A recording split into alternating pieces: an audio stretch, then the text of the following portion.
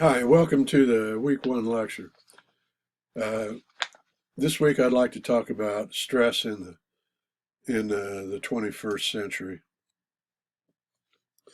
If you think about it, the 21st century has been a transformational era for organizations. Uh, we have increased multiculturalism due to globalization. We also have increased multiculturalism domestically as well. So that's a change for many organizations. We have increased technology that's rapidly evolving, and we have both virtual workers and teams. So these all create different conditions for organizations than what we dealt with in the 20th century. In addition, at least for 3 decades, maybe more, the most popular strategy for increasing profitability in an organization is outsourcing, downsizing, and use of job enlargement. And what it's done, it has resulted in creating high stress environments. Many workers, and some of you as well, may find you're in jobs where it takes more than 40 hours to perform the work. And this sets up a high stress work environment. You either have to work more hours than 40 to draw your 40-hour check, or you end up making choices about what you're going to get done during the 40 hours, which puts you under the stress, the constant stress of not getting everything done. And so this has been a big one. The APA, by the way, describes this as a feeling or a sense of powerlessness. And as a result of that, they're saying people just feel they no longer have any sense of control over their work environment, and so it's very stressful. A few years ago, in 2011, I attended the Association for Change Management Professionals conference and was able to network with change agents from all around the country. And one of the informal topics being discussed at different tables among change agents was ageism. And they were saying that discrimination based on age really seemed to be on the increase. For example, a survey by Dittman reported 80% of participants 60 and older reported some type of discrimination based on age. So there seems to be a trend where organizations lay off the older, higher paid employees first, and then eventually replace them with younger, lesser expensive employees. And this was happening across industries. It wasn't unique to just one industry. In addition, it creates a large group of nomadic employees that are basically 50 years and older, who are either part-time or contract employees and basically move from job to job, or they don't find work at all, or they end up accepting lower positions and for a lesser amount of money. So this ageism adds to the stress in the environment. Matter of fact, in a 2-year period before 2004, there were over 19,000 discrimination complaints, and it was up over 21,000 by 2013. I'm sure it's probably higher today. And even though it's difficult to prove, there was many of them settled with monetary settlements. Another thing with the rapid change of technology, many workers find they're no longer a good fit with the job that they're doing. So this puts them in a position where they're not a good fit. They have to somehow reinvent themselves or transform in order to stay employed. That makes them vulnerable to layoff. In other words, it adds a whole matter of fact, multiple layers of stress just trying to keep up with the change in technology. Traumatic events on the job is another topic listed by the APA, and they start off by saying, literally, we have more jobs today that are not as safe as they once were. All first responder type positions, such as police and ambulances and firefighters, are all experiencing more danger, more trauma on the job, and this adds to the stress. There's also more media reports we're seeing on workplace bullying, harassment, and bad bosses. You know, we had the big Gallup poll study reported by Buckingham on the effect of bad bosses, that it causes turnover. And so there are also environmental stressors as well as ergonomic issues to deal with. So traumatic events on the job is a whole category.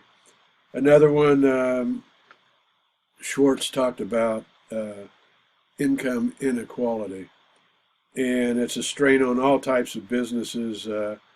It seems that businesses that serve the wealthy are doing well, and those that are offering the cheapest prices, dollar stores, they're doing well. It's those in the middle that are struggling. For example, like Olive Garden, Red Lobster, we're having a hard time with the dwindling middle class, while restaurants like Capital Grille were thriving. So it's all an indicator of the middle class decreasing. And just as an example, I know of a retail executive who was in his low 50s, and he was working in a high-end retail store. And he was laid off, replaced with a younger, less expensive manager. And when this executive entered the market, he discovered, after interviewing for countless number of executive positions, that he was losing out to younger executives who were less expensive. And so eventually he assumed he would move down to a retail store that served the middle class, but only to find out there's no, I wouldn't say no, but there's fewer job openings in this group. And he eventually ended up as a retail salesperson with less compensation, and it was his only recourse. So pressures from income inequality have contributed to stress in the work environment. Another one is the work-family balance. It seems in order to get the jobs that are available, people have to relocate, and this is forcing families to live apart. I noticed it was in the news here recently that the general manager of the New York Knicks, Phil Jackson, split with his fiance, and they cited the stress of living a distance apart as the reason. For example, he was in New York City, she was in Los Angeles. A typical example, you have a male in the family in his 50s who's now working as a contract employee. So he ends up taking a contract job in one state. His wife has a professional job in another state. They have children who are beginning their work careers, and they're in a third state.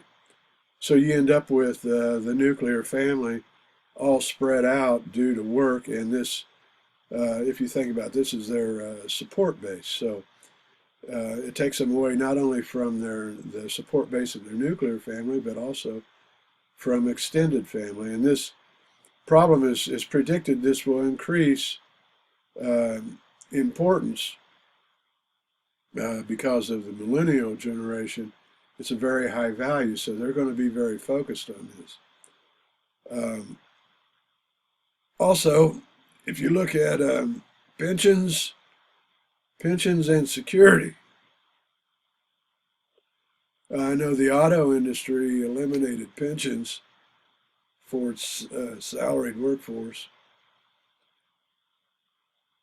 and they did that as I think GM did it as early as 2012, and so this has been a new trend. It's also as cities file bankruptcy. For example, the city of Detroit went through bankruptcy, and one of the very first things that was targeted in the courts were pensions of city employees. And so pensions are being offered by fewer companies, and people who do have pensions are finding they're not guaranteed, that they're vulnerable to bankruptcies. So as people age, a percent of their income will be dedicated to health care, and now supplementing for what many people had at one time was a pension. So this creates another new type of stress.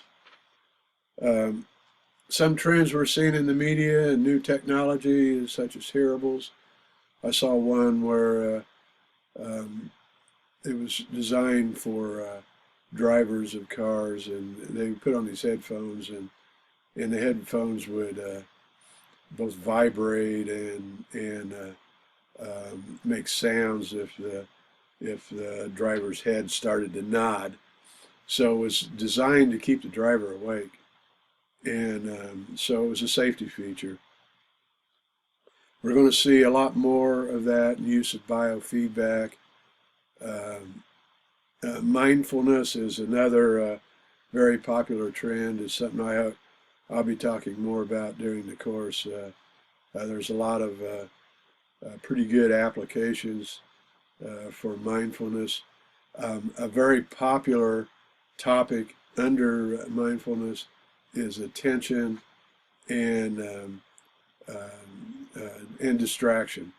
We're finding many people today are distracted, especially by all the electronic devices that we're surrounded by now. And this is true in the work environment too. I don't know if some of you look around, and when you have a meeting at work, look around and see how many people are on their cell phones. It's pretty incredible. I've noticed even in corporate training, it's difficult to find people not distracted by electronic devices. I noticed one time I was teaching a corporate training class. They were averaging about 25 participants per class, and at any given moment, there was at least 5 people on their cell phones. And I'm sure it had nothing to do with the course. I mean, they're checking emails, they're texting, whatever. So we're really going to need a systemic solution for organizations.